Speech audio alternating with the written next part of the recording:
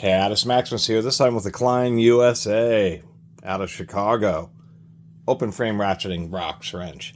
So these are, I would call utility grade ratcheting box wrenches, the ones that are made out of plate steel and then just have a simple little ratchet pawl in them. They're actually fairly reliable. And of the videos, I think I've done one's a snap-on, blue point, even some Craftsman's.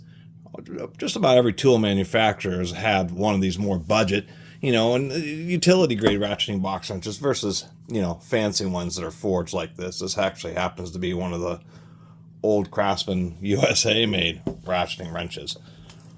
Been a long time, probably 20 years since they had something like that. Anyway, a lot of manufacturers have these. These are more budget friendly. They are coarse tooth, but they're actually pretty reliable and in very dirty environments.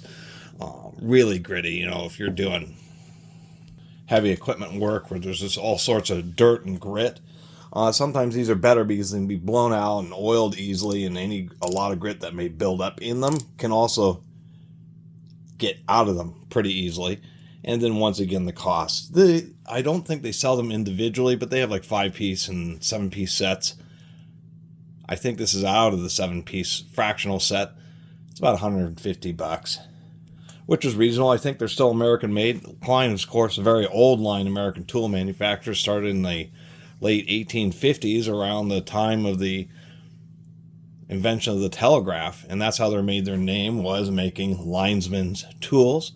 And a lot of their core tools are still made in the United States, although they have a lot of foreign-made stuff as well.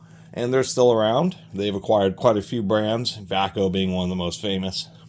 So it's always nice just to do a video about some kind of Klein tool. I do like the centerpiece. It just reduces a little bit of the sharp edges from the stamped steel.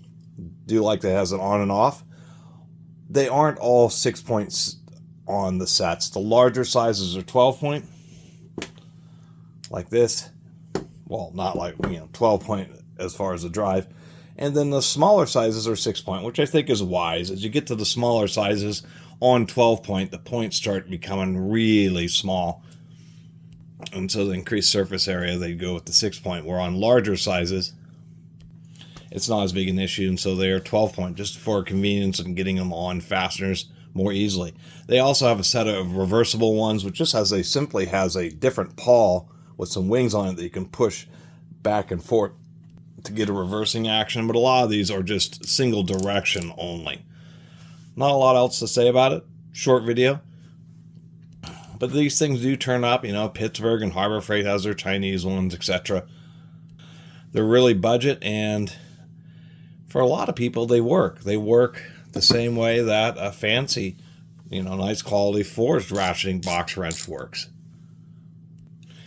It's just that they don't look as nice. And almost all the time, all of them I've ever seen have coarse teeth in them. I think part of that is because they're exposed. If they had too fine of teeth, it would just be too easy for a little piece of grit to get in there and cause them to skip. And once that happens, it can strip off the tips of the teeth, both on the gear and on the pawl. So they tend to make them thicker just so there's a deeper cross-section in those teeth.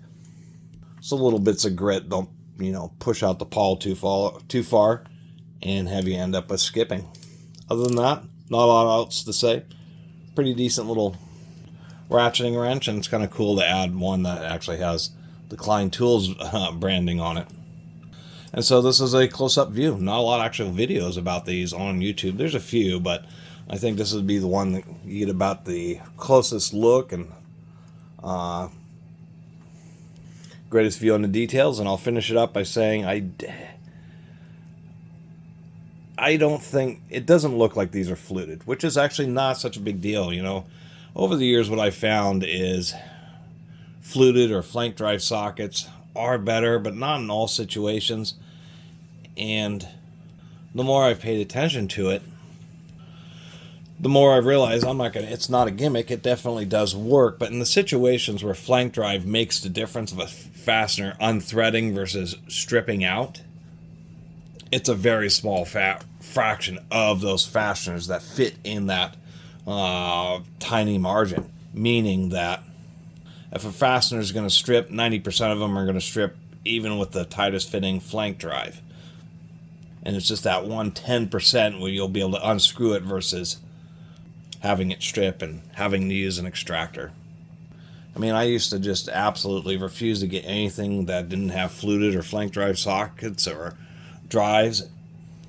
And now, to tell you the truth, I'm not so worried about it. Really, what makes a bigger difference is the tolerances. If you have a really tight fit, then there just isn't much room for these flats to ride up over the corners of the bolts. And like this old set of Protos is a great example. They're 12.38, so the small or relatively smaller sizes, not very big lands on 12 points, and they're not flank drives, they're not fluted, so you think these would be especially good at stripping out fasteners. But they're machined really tight, so if we just have a standard 12mm bolt here, we can put the socket on, and just having such a tight fit, there's almost no play whatsoever.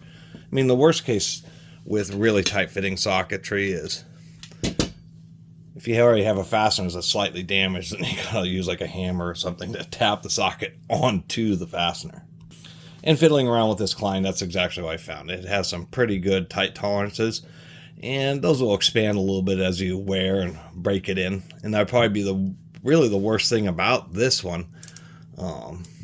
Is it may require a little more fidgeting to get it on the fastener properly, just because, at least new, and this one has had very little use, they have a pretty tight fit.